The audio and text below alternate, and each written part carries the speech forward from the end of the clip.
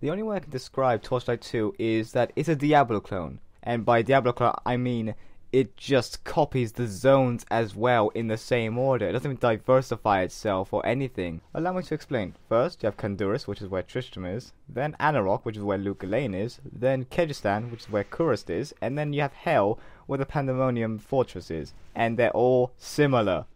The thing that really annoys me about Torchlight 2 is the fact that it tries to be like Diablo 2 a little too much. Sometimes it goes way too far by showing you that certain dungeons require level, and that really annoys me because Diablo 2 never had that. It was more of like scaling with you, or if you progress too fast, you would have to grind around. You'd be like, oh, they're just they're much stronger than me, rather than the level being higher than you, so inherently they'll be stronger.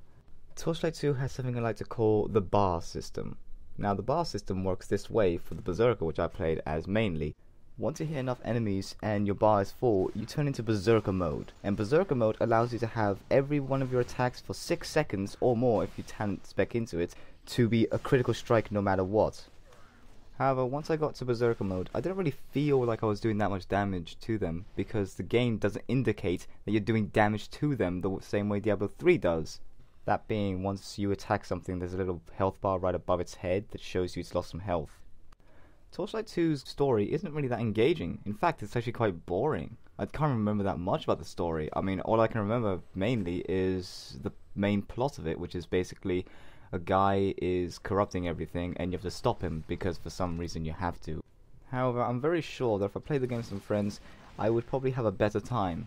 Although there's no reason to even play the game with some friends because nothing scales with how many players there are.